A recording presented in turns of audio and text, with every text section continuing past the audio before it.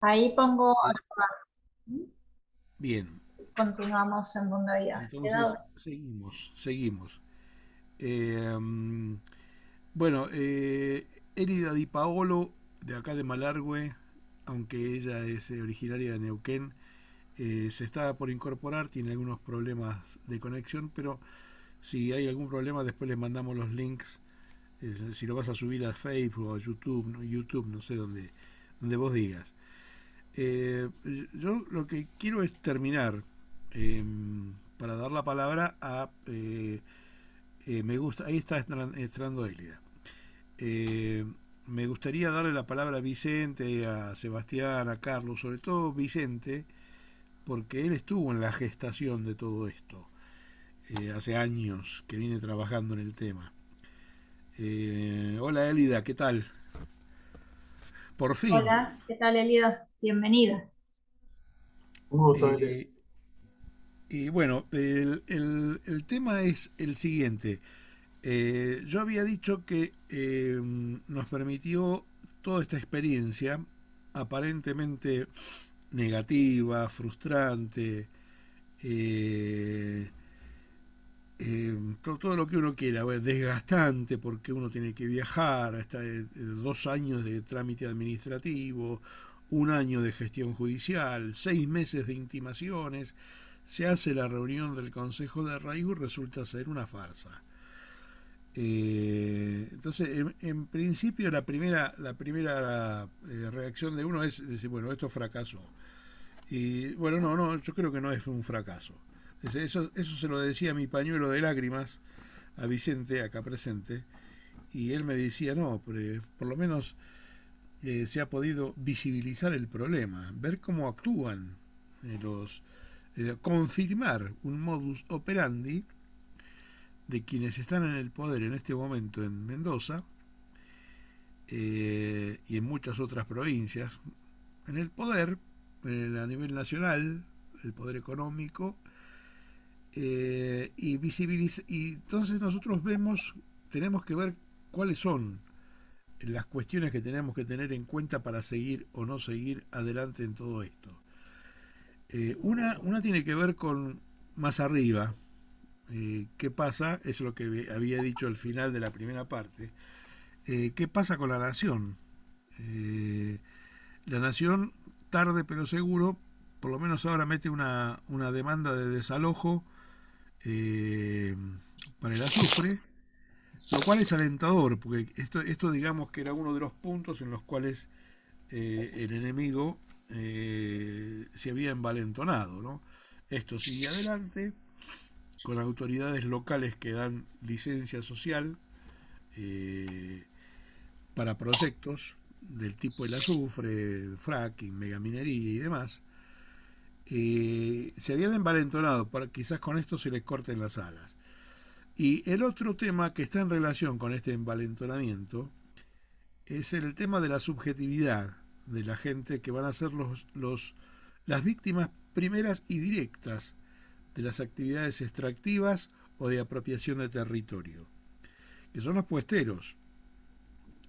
Nosotros fuimos a esta reunión eh, y hubo otros protagonistas que habían estado en la reunión anterior hace 8 años y medio, que no fueron porque no los habían invitado. Y hay que decirlo eso. Eso hay que decirlo. Puertas adentro del movimiento popular, hay que decirlo. Hay organizaciones de puesteros que no fueron, a pesar de que, como bien dice Vicente, hasta el día anterior estaban con el cuchillo en la boca dispuestos a matar, más o menos. Porque éramos solamente dos organizaciones las que estábamos el día de esa reunión que fracasó. ¿Dónde está el resto de la provincia de Mendoza? ¿Y dónde estaban eh, la misma gente de Malargüe? Eh, Esto un poco tiene respuesta en el tema de los aprietes, ¿no? Que van generando lo que se llama una licencia social trucha, lo que yo diría una colonización de la subjetividad, como lo dice Jorge Alemán. Estuvieron incluso dando un taller en Malargüe sobre las bondades del azufre, y en el que había 3 o 4 voces críticas en la ciudad de Malargüe. Pero al día siguiente fueron a dar ese taller a la localidad de Las Loicas, ya bastante más cerca del Teatro de Operaciones del Azufre. Y al día siguiente, o casualidad, empezamos a recibir noticias de que algunos puesteros se bajaban, que no querían saber más nada, que así como estamos bien, que no nos metamos en lío con el parque espeleológico Potimalal porque nos van a quitar todo, el gobierno nos va a expropiar las tierras. Y digo, a ver, razonen. El gobierno no te puede expropiar algo que ya le pertenece al gobierno. Las tierras no están escrituradas a nombre de ustedes. No, pero igual. Bueno, es las reacciones típicas del miedo, no sé si llamarlo síndrome de Estocolmo, ¿no? Ese es un problema con el que vamos a tener que lidiar. El Consejo de Arraigo del Puestero no se va a reunir si no llenamos la Casa de Gobierno con militantes la próxima vez que se convoque, y para que haya una próxima vez va a tener que volver a ver acciones judiciales. O sea, por más que ganemos un juicio, el Estado provincial, este Estado provincial, no el anterior, no va a poner en práctica los principios de la democracia participativa, por más dictámenes judiciales que haya. Los dictámenes judiciales no existen para ellos. Esto es una cuestión de fuerza. Y la cuestión de fuerza se resuelve con fuerza, no violencia, fuerza, ¿no? 2 personas o 4 personas, 4 gatos locos, 5 éramos ese día, no hacemos nada. Pero si hubiera 100 o 200, quizás la cosa hubiese sido distinta. Bueno, después lo demás, me gustaría que Vicente diga lo suyo también. Y Carlos, bueno, pues Sebastián se ve que vuelve a tener problemas de conectividad. O si me quieren hacer alguna pregunta. Sí, ahí Carlos me parece que anotó, si quiere hacer una pregunta, una intervención. Adelante, Carlos. Bueno, Sí, quería hacer una pregunta antes que ponga Vicente. A Carlos y a Vicente, por supuesto, que vienen con este tema desde hace mucho tiempo. ¿Se ha realizado audiencia pública con todo este tema? Similar a la... No. Potín Malal. No. ¿Por qué no se ha pedido audiencia pública? Pregunto, ¿no? Porque lo de Potín similar, Carlos o Vicente, a la que... Similar a la que se realizó con Punta Negra, en Tunuyán. Pero... que le torcimos el brazo, éramos como 80, no me acuerdo, expositores, hubo audiencia pública y el gobierno de la provincia dio marcha atrás con ese proyecto. No, pero las audiencias públicas son cuando se tiene que discutir proyectos económicos. La cuestión de la creación del parque Potimalal es una idea de los propios puesteros para proteger al lugar. Ese no es un proyecto económico. Tengo entendido que hay economía ahí, Carlos, ¿o no? Sí, pero no hay capitales que vienen de afuera. Es la economía de los ganaderos transhumantes. Está bien, pero va a haber un proyecto turístico. Ahí hay economía en el medio. Hay un proyecto turístico. Por eso. Y bueno, lo que se busca con la creación de un área protegida es lo mismo que todas las otras áreas protegidas. Eso lo decide la legislatura. No tiene que haber licencia antes. Si después se va a hacer un mega emprendimiento turístico, después, todo lo que venga después, sí, hay que, en el lugar, hay que llamar a audiencia pública. Pero cuando se trata de proteger la economía popular ya existente, eso no requiere audiencia pública. No sé, yo pregunto a ver, como estrategia, si es que cabe, ¿no? No sé si hay antecedentes. ¿Sí? Y Caverna de las Brujas, Llancanelo, Payunia son áreas protegidas. No hubo audiencia pública. No hubo Las audiencias... audiencia pública. No, claro, no, sí. El tema es que no.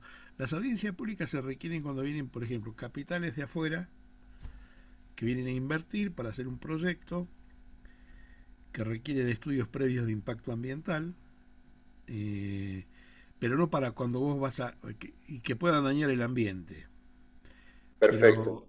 un proyecto de Y, es- protección no es para dañar el ambiente, sino para proteger el ambiente. y estratégicamente no conviene que haya audiencia pública. Es que no, ¿para qué? Y para avalar el proyecto. No. Va, no sé, Vicente, ¿a vos te parece? En primer lugar, Mendoza tiene 19 áreas protegidas de distintas categorías. Eh, el proyecto de Potimalal es un proyecto de ley. Una vez que salga, se integra al paquete de reservas protegidas en la provincia. Lo que sí se puede hacer son planillas de adhesión al expediente que tiene el proyecto de ley de gente que está a favor. Cientos de firmas donde diga que están a favor del proyecto de ley presentado de hacer una reserva con Potimalal. Creo que ese es el mecanismo legislativo que corresponde. Y no hay audiencia pública por el hecho de que estás creando un área protegida, todo lo contrario. Entonces, realmente, protección justamente para todo aquello que dice la ley ambiental que tenés que hacer. Dos cositas aparte para hacerlo rápido. ¿Qué es lo que demuestra con lo realizado por FADE? Que creo que es lo que hay que destacar. Para mí es un éxito, no un fracaso. El fracaso fue quizás mío en toda la convocatoria que hicimos como para que fuera, no fue ni mierda. O sea, tan solo me quedó por hablar con uno solo que no tenía contacto, y la realidad es que a las organizaciones que no fueron me comentaron que no habían sido convocados. Entonces la realidad es esa, o sea, me parece que yo analizaría dos cosas. Mientras la ley esté vigente, permite lo que hizo la FADE, amparos, reclamos, todo lo demás. Pero una ley se cambia con otra ley. Es el gran temor. Lo que quisieron hacer con la ley de ordenamiento territorial, tranquilamente lo pueden hacer con cualquier otra. La ley de la LOTU, la ley de ordenamiento territorial y uso del suelo, para mí era la ley madre y está totalmente desarticulado en 2016, y hubo un proyecto que no se llegó a presentar para cambiarlo. Entonces, una ley se cambia con otra ley, punto. Pero mientras estén vigentes, están incumpliendo con los deberes de funcionario público. Y ahí es donde las organizaciones sociales pueden llegar a intervenir y reclamar, con la apoyatura que puedan llegar a tener por parte de aquellos que son defendidos. Los sujetos de derecho, que decía Gabriel Cofré, que me pareció excelente cómo lo defendía. Ahora hay que entender también las personas, puesteros. O sea, prácticamente la ley defiende la condición de puestero. Los puesteros de Malargüe doblemente, porque tienen veranada e invernada, tienen una particularidad muy similar también a la agricultura familiar, que son poco proactivos a la asociación. Son personas o familias solitarias, o sea que medianamente decenas de años viviendo en el lugar, no me vengan con estas cosas, le rompes el statu quo que ellos tienen, de decir, mira, te vamos a defender, que la verdad, y generalmente no lo entienden. Entonces, yo que pensé, digo, bueno, llevar un montón de puesteros para allá, es más, me llegó a decir uno de los amigos, que también fue director del abogado posterior a que yo estuve, dice, sería muy bueno hacer un consejo de arraigo si no lo hacen en la plaza, de alguna plaza, digamos, con público, con puesteros y con con medios. Evidentemente no tenemos ni los puesteros ni tampoco los medios, entonces es una problemática embromada.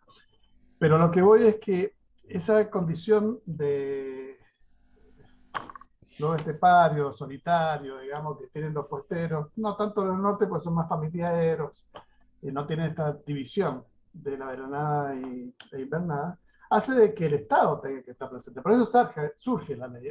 Hay que analizar el espíritu de la ley y los alcances de la ley. El espíritu de la ley es defensa de la condición de puestero. En algún momento, cuando fallecía el titular, hombre, la mujer tomaba la batuta y resulta que la justicia no tan solo no le tomaba las declaraciones de los fiscales, sino que no la consideraban postera. Entonces, en el último, del 2014, se analizó la condición de la mujer y de la familia con respecto a las condiciones de puesteros y que no perdían el derecho. Por eso es importante el consejo, porque el territorio es dinámico y las situaciones de dureza que tiene el territorio son bravas, no tan solo por parte en este momento del Estado, que no lo teóricamente tendría que protegerlo, sino por aquellos que realmente quieren la tierra y que les voltean los ranchos, les rompen la alambrada, le matan los animales. Y eso no se da tan solo por los terratenientes, sino que dentro de las categorías que puede llegar a haber dentro de los puesteros, hay puesteros de 4x4 y otros puesteros que tienen que coger una lata para tomar agua. Entonces, el puestero que tiene 4x4 va por las tierras del otro haciendo supletorio.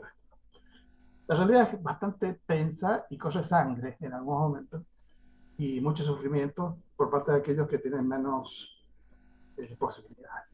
Si el Estado no está, poco puede defenderse ante los grandes terratenientes que sobre todo tienen el conocimiento, cosa que los puesteros no tienen. Nosotros nos costaba muchísimo, nosotros habíamos preparado, hablando de 2010, 2011, teníamos una camioneta y otro vehículo, y en la camioneta habíamos colocado un tanque auxiliar para poder tener una autonomía, porque no podíamos cargar combustible en otras áreas que no pudiera ser aquella que había licitado combustible, y nos íbamos y hacíamos recorrido por la provincia, porque aparte, y eso también el Aduado tenía en algún momento, y la sigue teniendo creo, una sede ahí en Malargüe, y por ahí íbamos, los mismos municipios nos daban alojamientos, íbamos con las áreas de territorio de los municipios nos acompañaban, y en aquel momento nos visitábamos la Subsecretaría de Agricultura Familiar, la COPROSAMEN, el municipio, nosotros como Aduado. Cada uno de sus sitios era visitado puestero y le íbamos haciendo la papeleta, le vacunaban los animales, le daban apoyatura, le empezaron a dar del gobierno de la provincia los paneles solares. De repente se cortó. Todo eso se cortó, el Estado desapareció. La subsecretaría desapareció, como subsecretaría incluso. La Aduado desapareció, que posteriormente se transformó en Dirección de Desarrollo Territorial y posteriormente en una unidad de gestión que ahora se llama UGATIF, una unidad de gestión del territorio. La realidad es que siento de que el puestero está absolutamente solo, porque el Estado está ausente. Y hay una predisposición a no recibirlo, para peor. Nosotros cuando estábamos en el Aduado había un expediente de 15 años, donde la ley se venía realizando, y con todas las problemáticas que existían de que el puestero tiene que ir y pagar su valor social cuando le han hecho todo el trámite como para otorgar la tierra, se le hace una tarifa que él puede optar por un plan de pago que lo va pagando en el banco. Tenía, en base a la ley, que venir hasta Mendoza, traer un comprobante como que no está atrasado, porque si no se caía su expediente, una locura. Entonces presentamos ante las rentas crear un código al efecto de que apenas depositar, como cualquier hijo vecino, y más ahora con la alternativa tecnológica que hay, de que sea instantáneo. Pagó Pepe Honguito, después tal expediente, fuiste. Ahora con los códigos, todo eso, me parece que se puede hacer. Bueno, eso nunca se hizo. La ley sigue así, absolutamente frisada, y lo que colgué ahí como datos de color, en 2019 Cartelones hace una presentación de unos campos que tenía, en donde había una gente que yo no considero usurpadores, en realidad eran personas que tenían posesión durante hace muchos años, y la Corte le da la razón a Cartelones y crea un antecedente a nivel de jurisprudencia jodido, a pesar de la ley que sacó la legisladora. La realidad es que yo creo, al menos, con una opinión absolutamente personal, el Estado debe estar presente.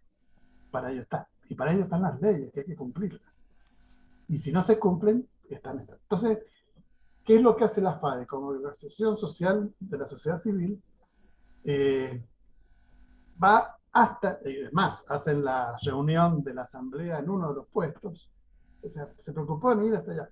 Ahora, no deja de ser una persona extraña al puesto o a los puesteros, que viene y les trae, primero, una solución, pero posteriormente, ante la presión que hay en el territorio, lo ven como un peligro, porque piensan que puede llegar a trabarse su expediente, que no lo van a atender más. Entonces, esos miedos son embromados. Tanto el Estado como aquellos abogados que trabajan en el territorio, Carlos conoce una, tienen personas que van hasta el puesto y le hacen firmar las cosas. Es un trato personal el que hay que hacer, directo, y el Estado tiene que ir al puestero, no el puestero al Estado. Es un problema, la ley te da esa alternativa, pero ¿qué es el problema? En este momento la unidad de gestión ni siquiera hace defensa de los terrenos que son perdidos por usucapión todos los años, que deben ser miles de hectáreas, porque no hay oposición por parte del Estado a esas solicitudes. Es muy abrumado, pero la alternativa está, la ley es vigente y se puede presentar amparos y reclamos ante los deberes funcionarios públicos no cumplidos, y eso es penal, no es administrativo. Ahora, el problema, como hablábamos con Carlos de pasada, hay que meterse en un volante cuando en realidad estás representando a alguna persona que siquiera es fundamento inicial, pero sí posterior, como decía Carlos, de la FARC. Le correspondería quizás la OST a otros organismos que están preparados y tienen apoyatura no tan solo nacional, sino también internacional, como para decir, bueno, estos son los tipos que no concurrieron. Entonces la realidad es que uno queda con las ruedas para arriba cuando sinceramente aquellos que deben defender de forma directa los derechos del que están a tierra, los poseedores, digamos, que poseen expedientes dentro de la provincia, porque los terrenos son provinciales, salvo los de la SUFRE, que son nacionales. Por eso la justicia federal le está intimando a la de Mendoza a que los muchachos desarmen todo y se vayan. Son procesos, pero la realidad es que en algún momento aquellos que tienen la voluntad, el esfuerzo, las ganas de trabajar por el otro, puedan llegar a tener la apoyatura de aquellos que son defendidos. En realidad los sujetos de derecho son los que debieron de movilizar y reclamar por sus derechos, y en realidad no se hizo en este momento. Pero creo que es por esa condición que explicaba al inicio, de las características personales que tienen las familias de puesteros en general, al igual que la agricultura familiar. Más o menos eso creo que es real.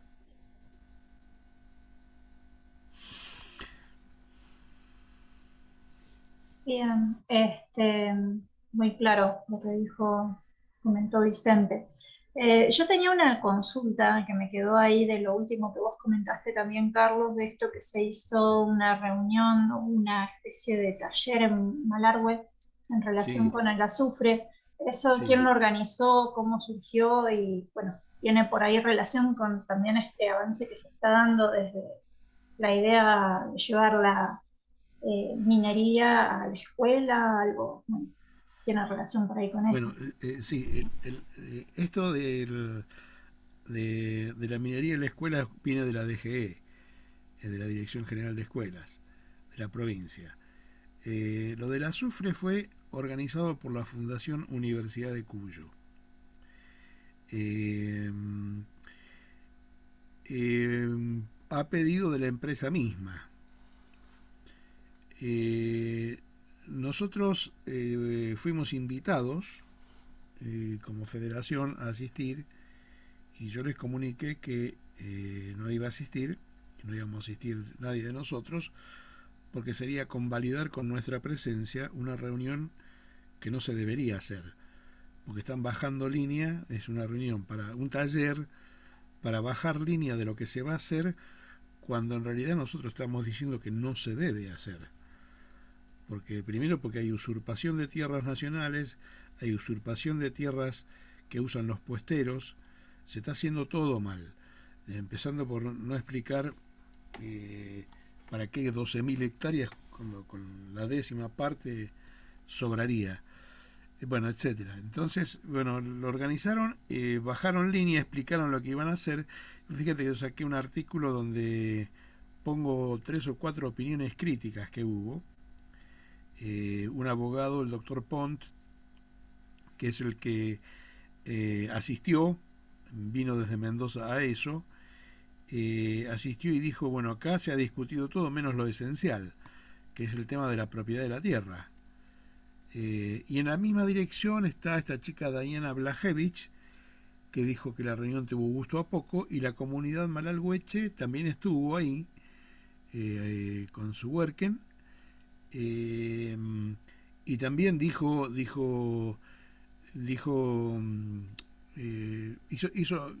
cuestiones críticas, ¿no? O sea, criticó mucho el proyecto. Después hubo también declaraciones radiales, que esas no las publiqué porque son el copia y pegue de andá y decí esto, de algunos referentes políticos, y del puestero que donó sus tierras, que no son suyas. Cosas raras, ¿no? Eso lo reivindica el doctor Pont, lo reivindica, lo señala, diciendo cómo puede alguien donar tierras que no son suyas, pero además dona las tierras y a partir del año que viene le tiene que pagar un canon, un arriendo a la empresa. Y la empresa no es propietaria, el propietario es el Estado Nacional, una cosa de locos. Bueno, esas fueron las cosas que se discutieron en ese taller, que se alcanzaron a discutir, porque era más que nada una bajada de línea, explicar qué vamos a hacer, lo lindo que es todo. Después lo repitieron en las Loicas, donde se da ese fenómeno que hablaba Vicente, de donde ahí ya el auditorio era un auditorio más pasivo, con una tendencia parecida a la que existe con el cuentapropismo en las ciudades, ¿no? El cuentapropismo es generador de individualismo. Y la vida en el campo también es generadora de individualismo. Es muy difícil encontrar el nosotros en ese mundo. Y entonces hay una desconfianza inicial, pero cuando el que va a hablar va acompañado de uno que pertenece a ese mismo mundo y que ya ha sido convencido de las bondades del proyecto, les resultó más fácil entrar. Y desde ahí intentar desbaratar un proyecto de creación de área protegida, por ejemplo, que incluso ahora se refleja, eso que decía Vicente, se puede hacer, no es necesario, pero se puede hacer una levantada de firmas de apoyo a. Eso se tendría que hacer en toda la provincia. Pero ya hay alguien que se adelantó, un pretendido puestero que en realidad no vive ahí, que presentó una nota en el Consejo Deliberante repudiando el proyecto de ley que está en la legislatura. Eso te da también la posibilidad, la pauta, digo, de que no se entiende muy bien esa cosa, de qué es una legislatura provincial, qué es un consejo deliberante, si se puede parar una ley presentando una queja una persona en el consejo deliberante.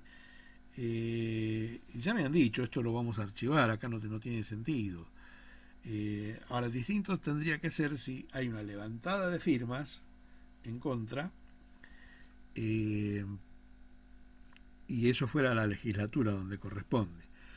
Bueno, pero en definitiva las reuniones lo que hicieron fue, hubo un parate, eso también es interesante ver, ¿no? Que estos talleres tuvieron un parate frente al accionar de personas con pensamiento crítico, de vida urbana, en Malargüe. Cuando se repitió la experiencia al día siguiente en Las Loicas, la gente quedó con muchas dudas y miedos, sobre todo mucho miedo. El miedo a perderlo todo y demás. Pero bueno, yo supongo que en Las Loicas deben haber dicho lo mismo que dijeron acá, nada más que nadie les respondió. No, esto no es así. Explicar cómo va a ser el proyecto, que las canchas de esquí, que esto que lo otro, que va a haber trabajo para todos. Es lo que dicen siempre, ¿no? Bueno, eso fue eso nada más. Todos los definen como muy pobre, muy pobre. Bueno, Por ahí sería bueno, armemos algo con el doctor Pont o con Diana Blachevich o con el Rulo Joffre. Yo al Rulo Joffre lo invité hoy. Y que a Gabriel Jofré. Gabriel Joffre, si le decimos el Pero Rulo bueno, acá, porque tiene todos los pelos. sí. Gabriel Joffre, y que ellos, es más, te lo propongo para que lo hagas. Sí, Que justamente ellos estaba pensando en eso, por ahí hacer la próxima también con la gente de Malargüeche. Y sí, bueno, quien se pueda sumar para bueno, avanzar un poco más sobre este tema, ¿no? sí, a mí me parece que porque, o sea, Gabriel te puede hablar de las dos cosas. Él fue consejero, para mí lo sigue siendo, del Consejo de Arraigo. Y a él no lo dejaron entrar a esta reunión. Tuvo protagonismo. O sea, te puede contar él su visión de las cosas. Es más, estábamos peleados hasta ese día. Gracias a esto nos reconciliamos. Vino bien, viste la parte positiva de la cosa. Y él te puede contar sobre la reunión del Consejo de Arraigo, sobre cómo eran las reuniones anteriores. Incluso tiene muy buena relación con Vicente. Y te puede contar lo del taller porque estuvo. Y estuvo con mirada crítica. Por ejemplo, si vos decís, si vos llegaras a proponer, bueno, que uno de los puesteros también, no, ellos no quieren. Pues a veces que vos le decís, bueno, vamos y lo planteamos allá, lo charlamos. No. Sí, pasa que también está esa cosa de lo que decía también Vicente de la idiosincrasia de la gente de campo. Sí, eh, y en algunos territorios sucede esto, ¿no? O sea, también porque hay tantas décadas de estar olvidados, marginados, también se ha generado una desconfianza del gobierno, de los distintos gobiernos, del poder, o sea, del poder del Estado. Y también esta cuestión que lo hace el mismo espacio, ¿no? La lejanía para que estén en contacto, que dificulta, ¿no? Las relaciones y que se organicen diferente a lo que pasa por ahí en la ciudad, o sea, son también otras representaciones. Incluso eso lo sí. veíamos, sabes que fuimos a Puesto Rojas, del tiempo, las temporalidades que manejan, o sea, son diferentes por ahí a las urbanas. Eso también es muy evidente. Eh, Sí. Algo que nos quedan 5 minutos, así que ya hacemos el cierre. No sé, ¿querías decir algo, Carlos? Y después yo hago ya el cierre. ¿Yo? Sí, no, creí que ibas Ya hablé, ya ¿eh? hablé demasiado, ya hablé Está demasiado. bien. No, Solo decirte que le demos continuidad a este debate. sí, yo también le quiero Lo dar que te pueda dar una energía mano, contalo, porque a más. los demás les digo, no la conocen personalmente a Laura. Laura, sí, Elida no estaba. Laura Lankoff es doctora en geografía, es pampeana. Mm, eh, Ella se doctoró en la Universidad Nacional del Sur, se llama, ¿no? sí, la de Bahía, sí, la que En está en Bahía Bahía. Blanca. Sí. Eh, y estuvo en Malargüe, estuvo en Mendoza, pero sobre todo estuvo en Malargüe, estuvimos hasta... hicimos noche una vez en el puesto Mansilla, en Cerro Fortunoso. No, Estuvimos en Puesto Rojas, estuvimos en distintos puestos en el Puesto Márquez, sí. que es donde se perdió una pastilla radiactiva de fracking hace algunos años, y cerraron el pozo de petróleo. Y ella publicó un artículo muy lindo que después voy a ver si se los mando, porque tengo, sí, los tengo a todos acá. Puesteros olvidados y malviviendo. Sí, fueron las impresiones de ese momento también. Así. Claro, pero el tema, Ahí yo está. me agarré de esas palabras, olvidados y malviviendo, creo que ahí eh, pusiste el dedo en la llaga, sí, olvidados y malviviendo. Y yo agregaría quizás que malviviendo, pero que ellos prefieren esa mala vida y no la vida urbana. Sí, o sea, también pensándolo ahora, ¿no? También hay que ver, o sea, por ahí lo que para nosotros en algunos aspectos es mal vivir, en algunos aspectos para ellos puede ser otro, o sea, eh, es su forma. Y eso por ahí me lo han marcado y está bueno, ¿no? Ver, o sea, por ahí se señala como la ganadería de subsistencia, pero en realidad como que me han dicho, sí, la idea de subsistencia como que le da, o sea, una representación de marginalidad y algunos no lo ven así, o sea, algunos llevan adelante ese tipo de Sí, producción, sino que, o sea, para ellos no es una subsistencia, es una forma de vida, así que por ahí hay algunas cuestiones que sí, o sea, que hay que, o sea, al menos yo de mi parte, también por ahí seguirla reflexionando. Malviviendo también, bueno, en ese momento sí, lo vi así por el hecho este, conviviendo ahí, malviviendo con los pozos al lado, que era lo que se veía sobre todo en Puesto Rojas y en Puesto Mansilla, o claro, sea, que claro. cada vez, o sea, los pozos están más cerca del puesto, de la casa, ¿no? Sí, sí. Así que, pero bueno, yo, bueno, ya nos queda un minuto y para que no se corte de golpe y esto quede, o sea, mal cerrado, digamos, la reunión. Les agradezco mucho la participación de esta charla. Voy a armar otra para continuar porque, o sea, el tema de espacio rural en Mendoza y puntualmente en Malargüe, departamento Malargüe, da para mucho. Y sí, me gustaría por ahí que también estuviera Gabriel Jofré y otras personas que, bueno, también están allá bien en el territorio, o sea, como vos también, Carlos de Nazade, o bueno, Vicente, que yo no lo conocía y ahora lo conozco, y bueno, y el resto, ¿no? También que, que tienen participación en toda esta cuestión. Así que yo les voy a invitar también a la próxima charla, que calculo será la idea es hacerlas todos los viernes, o casi todos los viernes, al menos en octubre.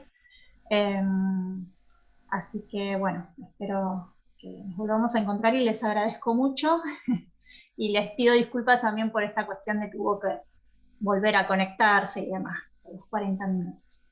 Bueno, muchas No, gracias. Nos gracias vemos. a vos. Gracias, Chao, hasta Carlos. luego. Chao. Un Hasta gusto. pronto. Un gusto y bueno, Todos, estamos en contacto. a Saludos. todos, Bueno, un abrazo. abrazos. Gracias, Carlos.